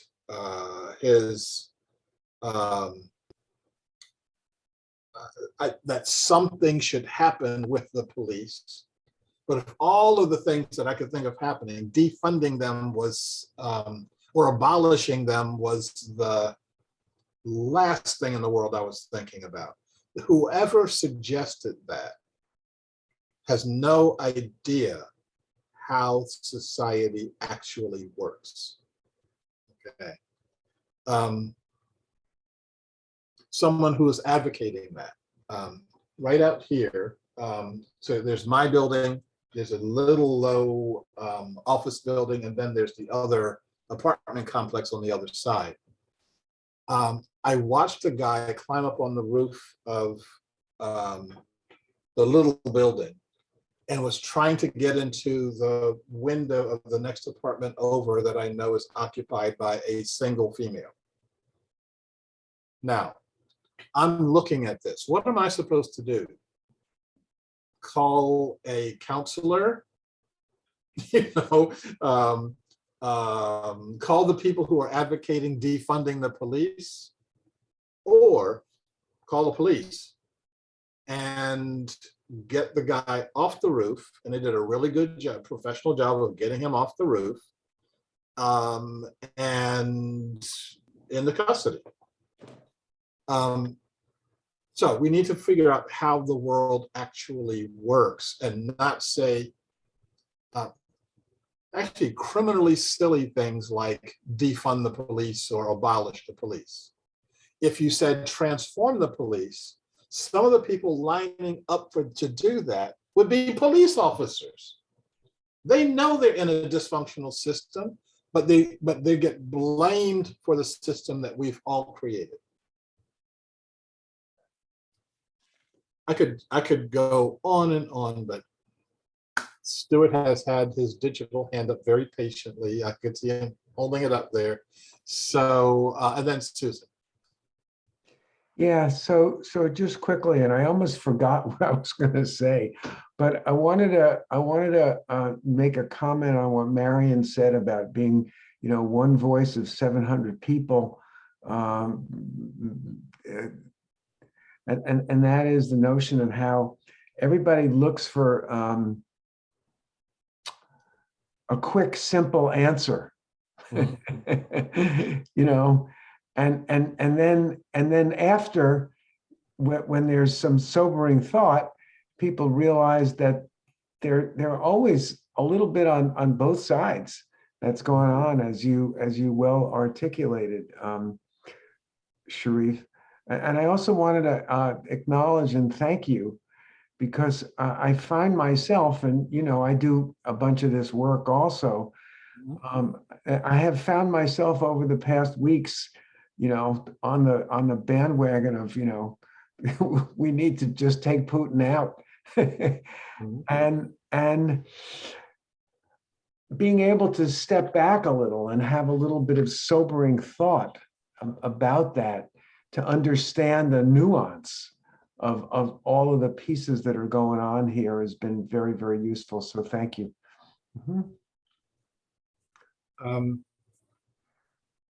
You're welcome. Better set a timer on this one. Okay.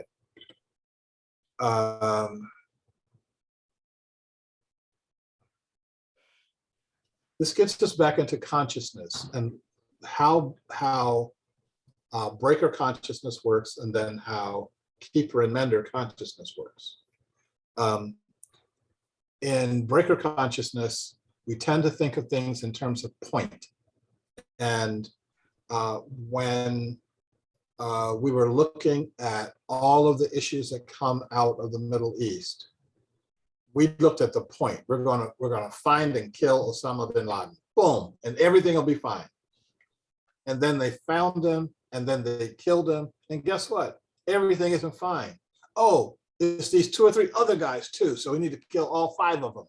Okay, you get all of them, and it's still, we need 20 more now, you know. And so what I'm looking at, and what everything that I showed you at Sri Lanka was looking at, was the field. Okay, and once you affect the field, these folks can't do war anymore. At the time they went into the peace process, the government's soldiers were, what do you call it when they quit? Were leaving the field. Defect. Defecting. Not defecting. That means going to the other Resigned. side. They were just AWOL. quitting, going AWOL, going away, absolutely without any kind of leave. Deserting. Deserting. Thank you. It must be getting late. I don't know. But the government desertions were at an all-time high. The Tamil Tigers desertions were at an all-time high. They were getting to the point where they were not able to field, they weren't able to get these guys to kill each other, okay? And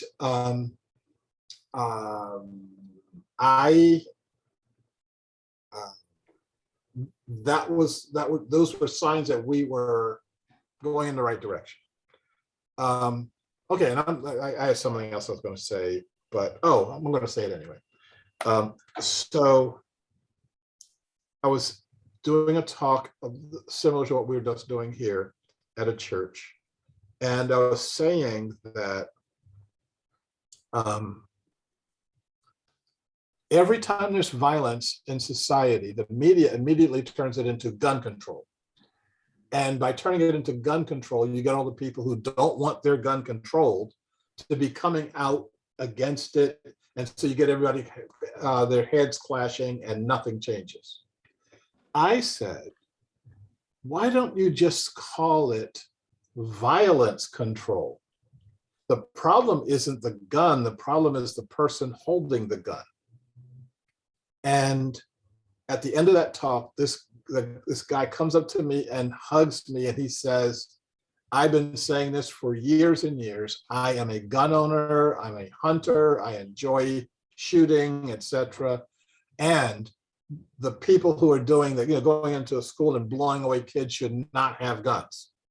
But every time I try to engage in that conversation, people are pointing to me as though I'm the one going into the school shooting. We can do this differently, but there has to be the will to do it differently. Susan. Thank you, Sharif. And I met you ago. Hopefully you didn't forget what you said. I'm trying to do this shorter. You know, I'm an obsessive note taker, and Okay, there you go. because I'm a writer, we have to take notes. So one, I just want to open with a word of encouragement, because I know a little bit about astrology. I won't go into it much, but I think you've been ahead of your time. And I think the time, even starting in December, is suddenly getting ready, because what it is about is shifting the consciousness. There's no question, because people are in this level and we need to be in a higher level. I do the inner guide meditation. My inner guide, Josie, is clapping her hands, because finally people are going, you're ahead of your time. I don't know if you're an Aquarius or a Scorpio. Aries, I got a birthday next week. Oh, Aries Yeah, is yeah. always ahead of everyone, and you tend to feel alone. And Yeah. but I think the time is coming. It's really important that you don't give up. People want to hold on to duality, and what I was going to ask you is whether, well, one, poetry is a really good way to bring a different language, and it's what I do. I teach writing workshops, and amazing things come out of vision quests when there's a word pool. We create a word pool, so essentially we're giving people new words. I'd love to work with you. But I'm also working, because I have this land, I'm working with some native people, the Machupta Maidu, and I've wondered if you might want to work. I think the native people have the consciousness you're talking about, and maybe there'd be a way that you could align yourself with some of what's happening. There's very exciting things happening. The people in my area are suddenly working with the Farm Bureau. This woman, Allie Metters Knight, is becoming a national figure. And it's that, talk about sexy. Who was it saying, how do we make it sexy? That was Marion. But I'm just thinking of my guy. Mary doesn't want anything to be sexy. But Isaiah needs to hear what you're saying, because the Maidu people need your way of creating a vision declaration. I mean, they're recreating the wheel. They're doing great because they come from that field initially. But that might be a way to get more, because you need to be heard, sweetheart. This is so important. I tend to think that you're right about that. I think most of the time, but and when I wake up in the morning, this is actually important to get out of bed in the morning. Number two, I think it's pretty cool that you named your inner guidance. I've never thought about naming mine.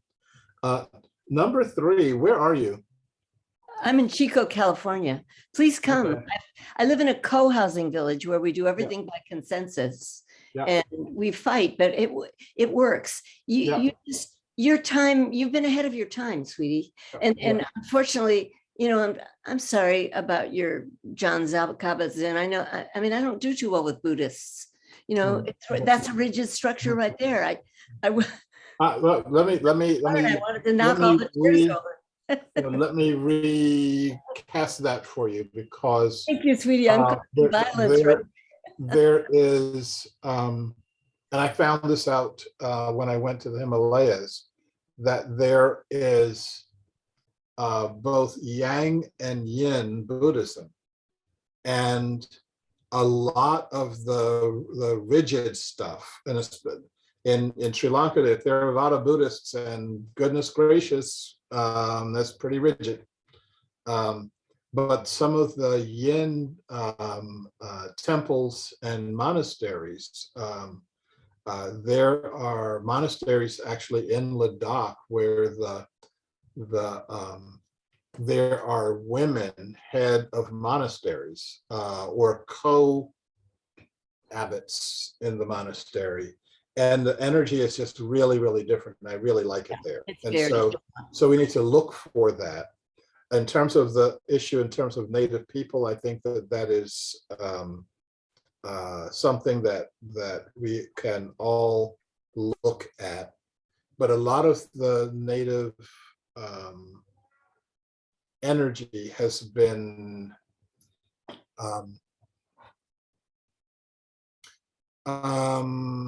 corrupted. I can toss in the word victim, the victim. Yeah. Well, it's not just victim. It's just like overly focusing on feathers and drums, as opposed to what is the consciousness, and then having regular breaker consciousness about everything else. Let me just tell you, the man I'm talking about here in Chico is on the tribal council. He's 46. Mm-hmm. His name is Isaiah. He's not like that. Right. I'd say like there's lots and lots and lots of people all around the world who are not like that. Yeah, but I think that would be a good place for you to be heard. I've been to Chico. It's been only about 15, 20 years or so ago, but I'm willing to go back. So yeah, we can talk about that. we are at the top of the hour now. I actually have a little bit more steam left in me if we would like to continue this conversation a little bit more, or if you're feeling complete, we can wrap this up. And Greg, you're the one that started all this stuff, so I guess you should have something to say here. I guess I should say, he's the one that started all this stuff because he was the one that asked me the question about Ukraine that I was going to do by a video. And then I said, well, wait, let's do it live. So it's all his fault. So vote of one. I've got about 15 more minutes bandwidth in me. And I heard you say something that you wanted to say something about the wave earlier, if you want to squeeze that in. I didn't do the wave at all. Okay. And if that takes more than 15, whatever. We are going to take a 2-minute break this time for me to go ponder in the room back there. I'm going to go powder your nose. Yes, powder thumb. I'll be right back.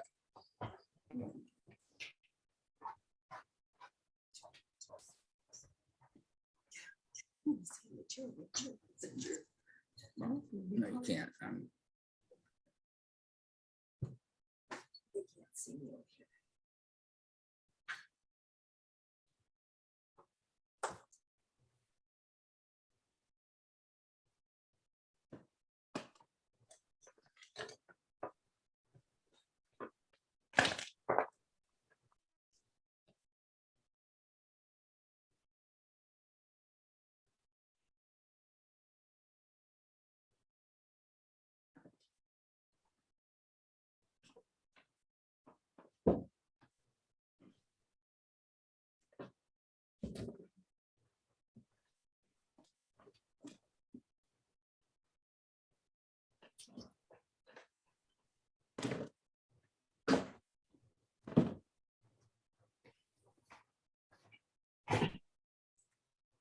Okie dokie. So let me get my notes up here. One of the questions that we have had is, how does the this Ukraine situation relate to the possibilities of the wave, of something dramatic and profound happening in the next, well, I've been saying 3 to 6 months, but that was January. So in the next month or 2 or 3. Well, the short answer is it could have a very profound effect. There are multiple triggers that can be triggered by the conflict that can play out. The biggest trigger and the scariest physical trigger, that's not true either. A scary trigger is the nuclear trigger. And I should say nuclear triggers, because Putin's got his finger on a whole bunch of them. But I'm willing to bet you that Ukraine still has some left. There was some of the 3 or 4 way deal where the Ukrainians got rid of their nuclear weapons, but I can't imagine their military saying, okay, we're going to get rid of all of them. And then when you start throwing nukes around, who knows who gets involved with that. I don't see an end of the world scenario, but I do see the possibility that even 1 or 2 nuclear strikes could have a catastrophic tipping point for the entire world. I think something more likely to happen is an unleashing of a real cyber war.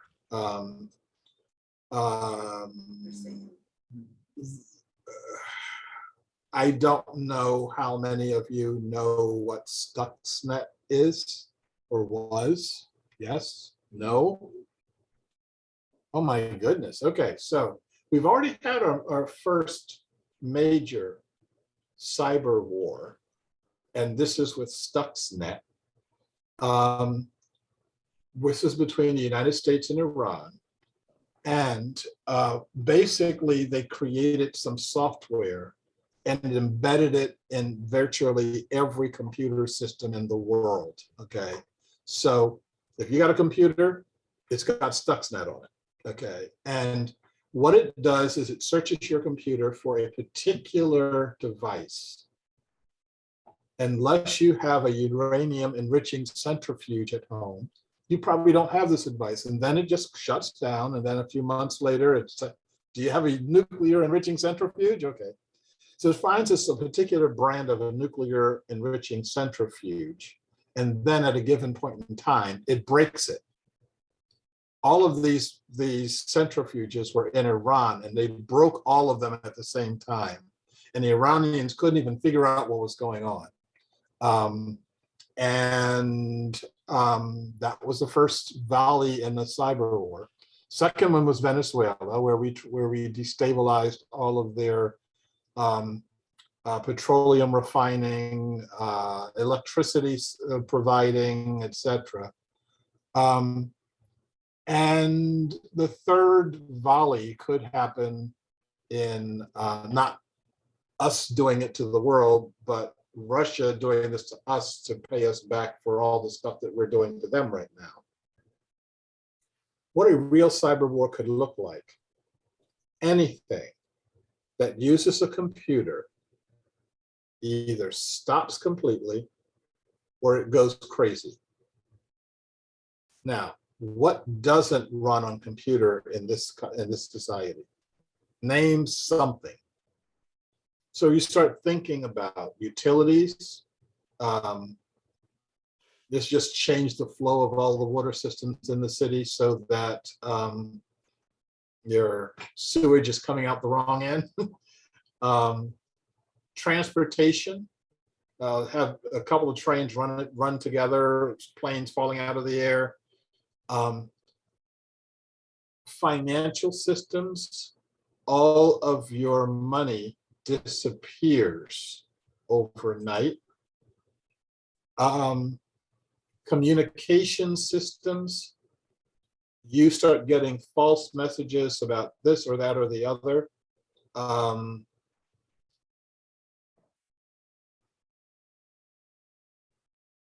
We have no idea how to handle anything like that, okay? And that's just, that stuff to me is likely. I mean, that's what we're likely to be seeing. Another element of this, though, let's take this to a more meta level. Are we looking at the end of the nation state? Are we looking at the last gasp of a certain kind of nationalism? And what we are to be instituting is a completely different kind of nationalism. A lot of you have heard me say this before. In Sri Lanka, there were the three or four, depending on how you count, different ethnic groups. Sinhalese the majority, Tamils the next one, Muslims, not as a religious group, but as a cultural group, the next, and then the Berbers, and then some other minor ones like the Christians, etc. And the Sinhalese had said, we're number one, we're the majority, we're going to majority rules, we're going to run over the top of everybody. In Singapore, they did it completely differently, where the majority, led by this one guy, Lee Kuan Yew, said, yeah, we're the majority, we could run right over everybody, but we're not going to do that. We're going to build a different character. We're going to build a Singaporean character. And we're going to keep our nationality. So I'll say Chinese, and they'll be Malay, and they'll be Arab, and they'll be this. But more important than all of those is our Singaporeanness. Now, we used to have that in this society. We used to talk about this in this society, where your Americanness was more important than your race or ethnicity or where you come from or whatever. We used to be the melting pot, but there's no fire melting us anymore. Okay, and the direction we were melting in was the okay, if I go there, I'll be there forever. Okay, so we're not how do we actually end the nation state? And by ending it, I don't mean that France is going to go away. I mean that we diminish the importance of the nation as opposed to other connections. I was really happy when the EU got bigger and bigger and stronger, because a friend of mine, Daniel Kemmis, the guy who wrote a book called The Community and the Politics of Place, former mayor of Missoula, Montana, he said that in our future, there's going to be 3 levels of allegiance. Our first allegiance will be to our community, like to our locale. Our second allegiance will be to our region. And by region, he defines that by our watershed. Like right now, I'm in the region of the Willamette, Columbia, Snake River watershed. Huge watershed, okay? But people who are drinking the Snake River and are putting their waste in the Snake River, we're in a community, although that community is about 500 or 600 miles that way, okay? And it's a different community than the folks who are down in Shasta or the folks who are in the Mississippi. That's a really big community. And then he says your third level of allegiance is to your continent. And after that, all of us have allegiance to the planet. And so our challenge is, how do we act like that? How do we in the United States act like a continent as opposed to this place that where you draw these artificial borders, these lines on a piece of paper as though they are meaningful in some way. So now I got to tell you a story. My youngest daughter came out to visit me for the first time. This is when she was 7 years old. So I'm taking her to my favorite hiking place in the Columbia River. And we're driving along 84. So if you've been to Portland, you know that's bordering the Columbia River. And I kind of say to her, right here, we're in Oregon. And right there's the Columbia River. And on the other side of the river, that's the state of Washington. She kind of looks over, doesn't say anything. I said, okay, we're on this road, and this road is in Oregon. He's like, okay. I said, now there's the Columbia River. And she reads up in the seat, okay, so I can see that's a river. And I said, and over there, the other side, that's the state of Washington. And she looks over, and she looks at me, and she says, I don't get it. And I said, you are absolutely right. I said, there's no difference between the two sides of this river. I bought into an illusion, and I'm trying to convince her that my illusion, that this river has there's something intrinsically different about that side of the river. And she helped me see it. It's like, that you kind of wake up, Sharif. There's no difference between the two sides of the river here.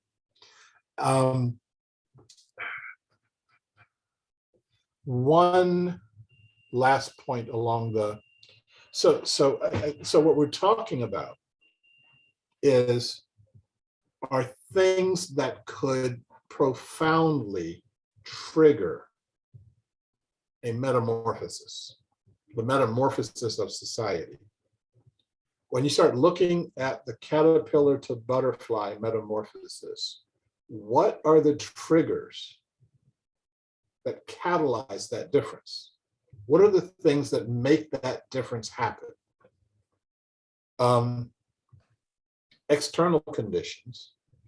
When we talked about before about, when a child's head gets but so big, the baby teeth drop out in favor of another set of teeth coming in that are bigger and more appropriate to the food that it would be eating.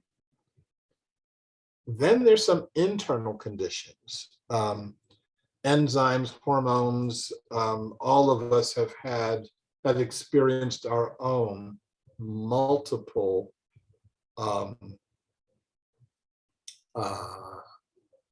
changes in our bodies and our emotions, etc. So our challenge is, how do we can see this happening at the level of my body, at the level of the caterpillar's body, at the level of other beings going through metamorphosis. But when our entire society is going through it, is looking at this process, how do we parse it? How do we see it? And most importantly, how do we cooperate with it? As opposed to saying, oh my God, the world's coming to an end, is say, oh my God, we're in the middle of our birth process now, and it's gonna, and we get a baby out of it. We just got to see that baby. So in terms of answering the question about what keeps me going, there better be a baby out here somewhere. Okay, I'm gonna see if I'm gonna stop there. I'm gonna stop there. Okay. No, I'm not gonna stop there. Say one more thing.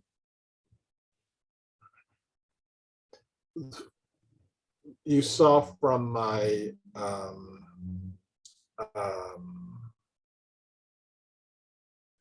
video on the last one on the wave that I'm starting to wave right now. And I don't know what that means. I know there's something going on. It's pretty darn profound. Most folks who are seeing things don't talk about it.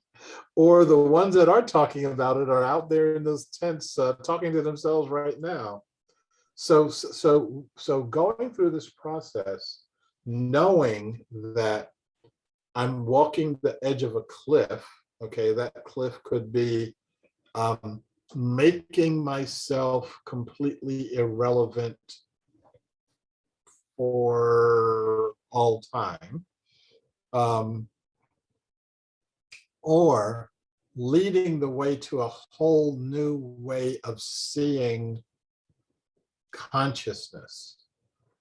That once we get there, instead of me saying, hey, over here, it's going to be, oh my God, they're all coming over here. And our challenge is going to be, and it's not just my challenge, this is your challenge, okay? How can you be the person who articulates this? I don't know any revolution that has ever happened in isolation. When you think about a Martin Luther King, you start thinking about the Jesse Jacksons, the Hosea Williamses, all of the people they called his lieutenants, and each one of them carrying a piece of the puzzle. When you think about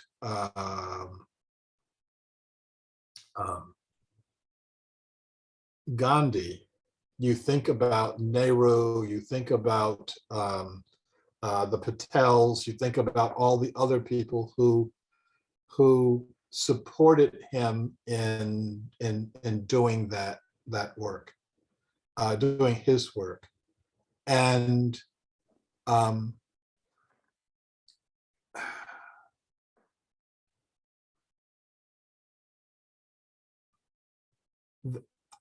so you become my insurance policy, but only to the point that you are actually doing the work. Okay. That if you are relying on me to spread the work over there, then okay, I'll do the best I can, but at some point in time, I will stop. You know, I mean, I it's a process that's called death. I don't know if you've heard of it or not, but it's like, oh, look, he stopped talking. And so someone else needs to continue on. And we will do that together. So, okay, I'm going to seize the last word. Okay, so blessings to all. I enjoyed doing this, and I will make the video available on the Commonway channel as soon as possible. If you are subscribed to the Commonway channel, I think it's my channel. I think it's, I don't know. Somebody needs to tell me that, okay? But I think it's the Sharif Abdullah channel or the Commonway channel. But when you do that, you'll get advance notice of the stuff that's coming out. Thank you for participating, and we'll see if this goes, how much further this goes. Please turn on your microphones so we can all say good night to each other, except for those who, for this early morning, good morning to each other. Thank you, and good night. Yes, yes. I will see you at Take some other care. point. Good night. Thank you, Sharif. Yeah, bye. Bye, everybody. Good night. Yeah. See you. Yeah.